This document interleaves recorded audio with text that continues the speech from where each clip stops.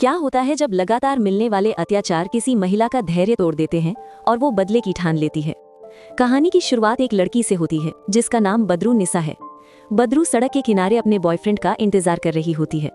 कई घंटों की प्रतीक्षा के बाद उसका बॉयफ्रेंड हमजा वहां पहुंचता है। आते ही वो बताता है कि उसे सरकारी नौकरी मिल गई है और वो चाहता है कि दोनों जल्द से जल्द शादी कर ले। ये सुनकर बदरू खुशी से फूली नहीं समाती। इसके बाद कहानी सीधे 3 साल आगे बढ़ती है। अब हमजा और बदरू शादीशुदा है, लेकिन उनका रिश्ता बिल्कुल भी ठीक नहीं चल रहा। हमजा रोज शराब पीकर घर लौटता और बदरू को तरह तरह से प्रताड़ित करता। एक दिन खाने में मामूली सी कंकड़ निकल आने पर वो बिफर उठता है और बदरू की बेरहमी से पिटाई कर देता है।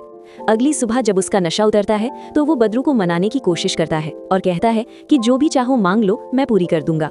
बदरू बताती है कि वो एक बच्चा चाहती है। हमजा उसके दिल को रखने के लिए हामी भर देता है। दरअसल बदरू को लगता था कि बच्चा होने के बाद शायद हमजा जिम्मेदार बन जाएगा और उसे मारना पीटना छोड़ देगा। हमजा के ऑफिस चले जाने के बाद बदरू अपनी माँ के पास चली जाती है, जो उसी इमारत के एक और फ्लैट में रहती थी। माँ उसकी गर्दन पर पड़े निशानों को देखकर घबरा जाती है और पूछती है कि आखिर कब तक वो ये सब सहती रहेगी, क्योंकि एक दिन ये हिंसा उसकी जान भी ले सकती है। अब कहानी हमजा की तरफ मुड़ती है। वो रेलवे स्टेशन पर टीसी की नौकरी करता है, लेकिन स्टेशन इंचार्ज कभी कभी उससे अपने ऑफिस का टॉयलेट तक साफ करवाता है। घर में पत्नी पर रौब जमाने वाला हमजा बाहर अपनी कोई इज्जत नहीं रखता था। एक दिन बदरू मेडिकल स्टोर में जाकर शराब छोड़ने की दवाई खरीदती है। वो दुकानदार से विनती करती है कि इस बात का जिक्र किसी से न करे। घर पहुंचकर वो दवाई को पीसकर पाउडर बनाती है और उसे मटन में मिला देती है। लेकिन उस रात जब हमजा शराब पीकर घर लौट रहा होता है, तभी रास्ते में उसी दवाई की दुकान वाला उसे टोक देता है और पूरी बात खुल जाती है। बस घर पहुंचते ही हमजा बदरू पर जानवरों की तरह टूट पड़ता है। मजबूर होकर बदरू पूरी सच्चाई उगल देती है। अगली सुबह नशा उतरने पर हमजा फिर वही पुराना नाटक शुरू करता है। प्यार जताना, मनाना, गलती मानना। यही सिलसिला पिछले 3 सालों से चल रहा था। पहले हिंसा, फिर माफी। कुछ समय बाद बदरू के दिमाग में एक योजना आती है। वो तय करती है कि अब बच्चा हर हाल में लेकर ही रहेगी। वो ब्यूटी पार्लर वाली से एक जोड़ी सैंडल और एक वेस्टर्न आउटफिट मंगवाती है और खुद को खूब सजाती संवारती है। इसके बाद वो कॉन्डोम में सुई से कई छोटे छोटे छेद कर देती है ताकि वो प्रेग्नेंट हो सके। जैसे ही घर की घंटी बजती है, बदरू एक आकर्षक पोज में दरवाजे के पास खड़ी हो जाती है। पर मालूम हुआ कि बाहर हमजा नहीं, बल्कि पड़ोसी के रामू काका थे। काका ने उसे नीचे बुलाया और कहा कि कुछ बिल्डर्स तुमसे मिलना चाहते हैं। बदरू नीचे गई तो देखा वहां एक मीटिंग चल रही थी। दरअसल ये बिल्डर्स इस अपार्टमेंट को तोड़कर एक 5 स्टार होटल बनाना चाहते हैं और उन्होंने सबको एक एक फ्लैट देने का वादा भी किया था। तभी बदरू सपने में खो गई कि वो एक शानदार 5 स्टार होटल में ऐश की जिंदगी गुजार रही है। दरअसल वो भी चाहती थी कि यहाँ बिल्डिंग बने। बिल्डर उससे कहता है कि इस अपार्टमेंट के सभी लोगों ने कॉन्ट्रैक्ट साइन कर दिया, बस आपके पति ही अड़ियल घोड़े की तरह जिद पर अड़े हुए हैं। बदरू कहती है कि मैं बहुत जल्द ही उन्हें मना लूंगी। तभी वहां हमजा आता है। सभी लोग हमजा से अनुरोध करने लगते हैं कि कॉन्ट्रैक्ट पर साइन कर दो, पर वो नहीं मानता और बदरू को लेकर अपने फ्लैट में आ जाता है। हमजा की नजर बदरू की सैंडल पर पड़ जाती है, जिससे उसका खून खौल उठता है। दरअसल उसका मानना था कि ऊंचे ऊंचे ख्वाब देखना एक औरत को चरित्रहीन बना देता है। वो उसी सैंडल से मारकर बदरू की एक उंगली काट देता है और उसकी चीखों से पूरे मोहल्ले में गूंज फैल जाती है। उस रात बदरू को नींद नहीं आती। वो बहुत टेंशन में होती है। उसे डाउट होने लगता है कि शायद ये आदमी अब कभी नहीं सुधरेगा। कल सुबह हमजा उसे प्यार से मनाने की कोशिश करता है, पर आज बदरू उसकी एक नहीं सुनती और कमरे में बंद हो जाती है। हमजा के जाने के बाद वो गुस्से में किचन का प्लेट्स तोड़ने लगती है। तभी वहां एक आदमी आता है जिसका नाम जुल्फी होता है। दरअसल उसे बदरू से बहुत हमदर्दी थी और बदरू को लगता था कि ये मुझे पसंद करता है। वो कहता है कि आखिर तुम ये सब कब तक सहोगी, तुम्हें बहुत पहले ही एक्शन ले लेना चाहिए था। पर बदरू उसे डांटकर भगा देती है। वो बीती रात की घटना अपनी अम्मी से शेयर करती है। वो कहती है कि मेरे मन में बुरे बुरे ख्याल आ रहे हैं, ऐसा लग रहा है कि मैं उन्हें जान से मार दूं। तभी अम्मी को पुलिस थाने से कॉल आता है। थाने पहुंचकर बदरू को पता चलता है कि जुल्फी ने हमजा पर डोमेस्टिक वायलेंस का केस कर दिया था। अम्मी के फोन करने पर बदरू भी बयान देती है और अपनी चोट को दिखाती है। पुलिस इंस्पेक्टर कहता है कि अगर आप चाहो तो ये 3 सालों के लिए अंदर हो सकता है। बदरू कहती है ठीक है, मैं केस करने के लिए तैयार हूँ।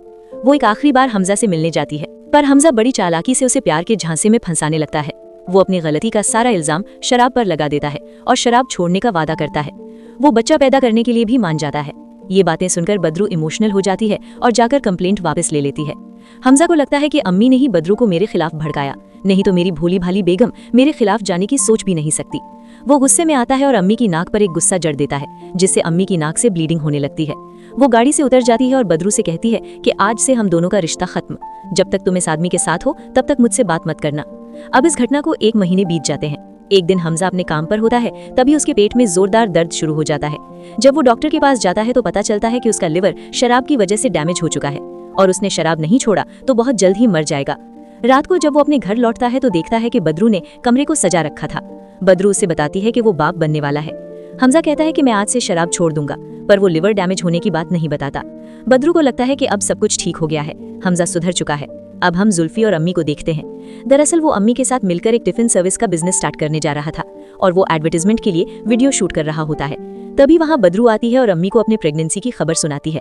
ये सुनते ही अम्मी की नाराजगी खत्म हो जाती है और वो खुशी खुशी बदरू को गले लगा लेती है। हमजा भी अम्मी से माफी मांग लेता है। अब यहाँ से ऐसा प्रतीत हो रहा था कि सब कुछ ठीक हो चुका है, पर कहीं ना कहीं एक बात हमजा को अंदर ही अंदर खाई जा रही थी कि आखिर वो पुलिस कंप्लेंट किसने किया था। इधर जुल्फी और अम्मी के टिफिन सर्विस का बिजनेस भी ग्रो कर चुका था। अब खाना तैयार करने में बदरू भी उसकी मदद करने लगी। एक दिन हमजा पुलिस थाने जाता है और वहां से पता कर लेता है कि वो कंप्लेंट जुल्फी ने किया था। अब यहाँ से हमजा को शक होने लगा कि जुल्फी और बदरू में कुछ गलत चल रहा है। वो जुल्फी से मिलता है और उसे धमकी देता है कि ये जो मेरे पीठ पीछे तुम लोग कर रहे हो, मैं आज सब खत्म कर दूंगा। अब हम बदरू को देखते हैं। उसे जुल्फी कॉल करता है और बता देता है कि हमजा को गलतफहमी हो चुकी है कि हम दोनों के बीच अफार चल रहा है। वो गुस्से में तुम्हारे पास जा रहा है। बदरू डर जाती है और गेट को लॉक कर देती है। हमजा गेट तोड़कर अंदर घुस जाता है। वो बदरू के कॉल हिस्ट्री को चेक करता है जिसमें जुल्फी के बहुत सारे कॉल रिकॉर्ड्स थे। उसे अब यकीन हो गया था कि उसकी बीवी जुल्फी से अपना मुंह काला करवा रही है। वहीं बदरू वॉशरूम में छुप गई थी। हमजा उसे ढूंढ निकालता है और कहता है कि सच बता, ये बच्चा जो तेरे पेट में पल रहा है वो किसका है। वो उसे बहुत मारता है और आखिर में अपार्टमेंट की सीढ़ियों से गिरा देता है। जब बदरू की आंख खुलती है तो वो एक अस्पताल में होती है। डॉक्टर बताती है कि उसका मिसकैरेज हो चुका है। ये बात सुनकर बदरू अंदर से टूट जाती है। वो अस्पताल की खिड़की से कूदकर अपनी जान देने ही वाली थी, तभी उसे बदला लेने का ख्याल आता है। वो ठान लेती है कि हर एक दर्द का हिसाब लेकर रहेगी। सती सावित्री बहुत बन लिया, अब दुर्गा का रूप धारण करेगी।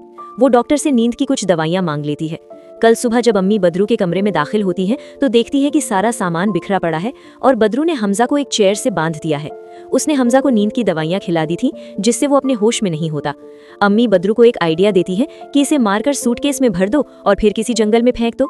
बदरू कहती है कि इतनी जल्दी भी क्या है, जितना इसने मुझे टॉर्चर किया है उसका हिसाब तो कर लेने दो।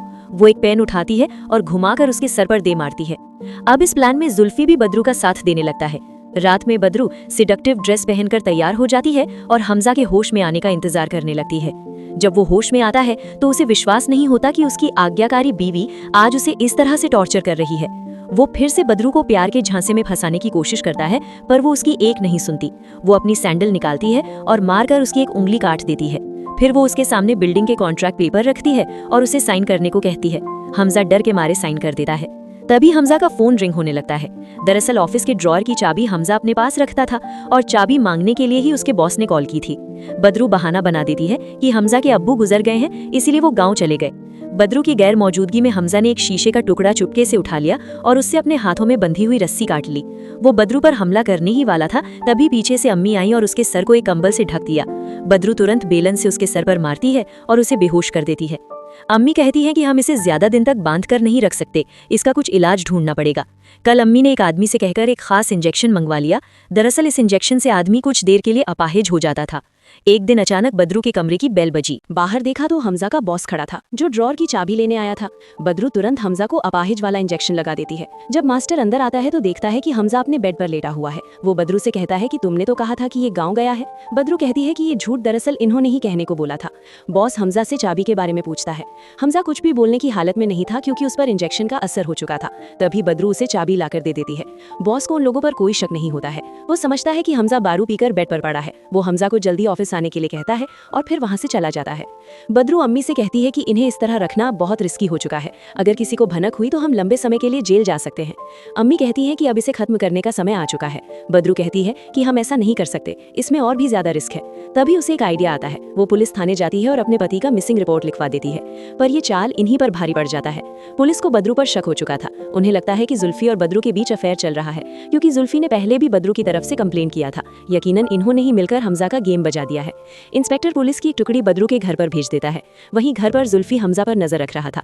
इस वक्त तक हमजा के अंदर इंजेक्शन का असर खत्म हो चुका था। वो जुल्फी को अपने बातों से बहलाने की कोशिश करता है। वो कहता है कि मुझे छोड़ दो, मैं तुम लोगों से दूर चला जाऊंगा और गाँव जाकर एक नई जिंदगी शुरू करूंगा। तब तक पुलिस बदरू के घर पहुंच जाती है।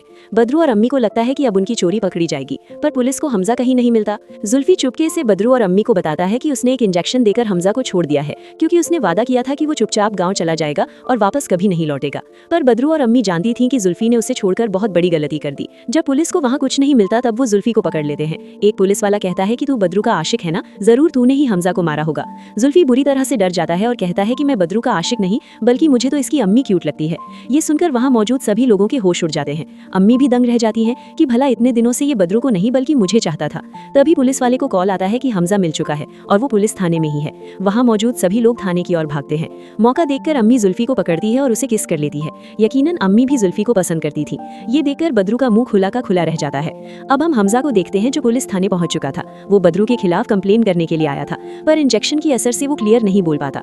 पुलिस को लगता है कि ये आदमी दारू पीकर पागल हो चुका है। तभी वहाँ बदरू आती है और हमजा को चप्पलों से मारने लगती है। वो इंस्पेक्टर को ऐसा दिखाती है जैसे वो हमजा के दारू पीने की आदत से परेशान हो चुकी है। इंस्पेक्टर कहता है कि इस पागल को जल्दी घर ले जाओ। घर जाकर वो तीनों आगे की प्लानिंग करते हैं। बदरू कहती है कि अगर हमने इसे छोड़ दिया तो ये दोबारा हमारे पीछे आएगा और मुझे मारने की कोशिश करेगा। अब तीनों फैसला करते हैं कि इसे खत्म कर देंगे, पर इसे ऐसी मौत देंगे जो देखने में एक एक्सीडेंट लगे। बदरू हमजा से एक झूठा वादा करती है कि अगर तुम वीडियो रिकॉर्डिंग में कहोगे कि मैं बदरू को छोड़कर हमेशा के लिए जा रहा हूँ, तब मैं तुम्हें सच में आजाद कर दूंगी। हमजा मान जाता है और रिकॉर्डिंग में कह देता है कि मैंने अपनी पत्नी पर बहुत जुल्म किए हैं और मैं अब इसे हमेशा के लिए छोड़कर जा रहा हूँ। तभी अम्मी उसके सर पर बेलन मारकर उसे बेहोश कर देती है। वो तीनों उसे कंबल में लपेटकर अपार्टमेंट से नीचे ले जाते हैं और एक गाड़ी पर लोड कर देते हैं। वो हमजा को एक रेलवे ट्रैक से बांध देते हैं, पर आखिरी समय में बदरू को ये सही नहीं लगता और वो हमजा को तुरंत खोलने के लिए कहती है। कुछ देर में हमजा होश में आता है। बदरू उससे कहती है कि मैं तुम्हें माफ कर रही हूँ, आज से हमारा और तुम्हारा रिश्ता खत्म, प्लीज तुम हमसे दूर चले जाओ। पर हमजा फिर से उसे इमोशनल करने की कोशिश करता है। वो माफी मांगता है और कहता है कि हम एक नई शुरुआत करेंगे। आज से मैं वादा करता हूँ कि मैं तुम पर कभी हाथ नहीं उठाऊंगा। पर बदरू उसके बहकावे में नहीं आती। वो कहती है कि तुम्हारी फितरत में अच्छी तरह से जानती हूँ, तुम कभी नहीं सुधर सकते। हमजा अपने असली रूप में आता है और कहता है कि तुम्हें क्या लगता है मुझे छोड़कर तुम चैन से जी पाओगी? मैं तुम्हें तड़पा तड़पा कर मारूंगा, ये मेरा वादा रहा। तभी एक ट्रेन आती है और हमजा को टक्कर मार देती है। कल मोहल्ले की मस्जिद से ऐलान होता है कि हमजा एक दुर्घटना में मारा गया। सब लोग बदरू के घर शोक मनाने के लिए पहुंचते हैं। बदरू अपने आप को सबके सामने बहुत उदास दिखाती है, पर वो अंदर ही अंदर बहुत खुश होती है। वहीं पुलिस के हाथ वो वीडियो लगती है जो बदरू ने हमजा से रिकॉर्ड करवाया था। पुलिस को लगता है कि ये एक सुसाइड है और वो केस क्लोज कर देते हैं। अब बदरू की जिंदगी का सबसे बड़ा टेंशन खत्म हो चुका था। वो अकेले रहने लगी, अकेले सभी काम करती, मूवी देखने भी अकेले ही जाती और वो अपने लाइफ से बहुत खुश थी। और इसी के साथ ये स्टोरी यहीं खत्म हो जाती है।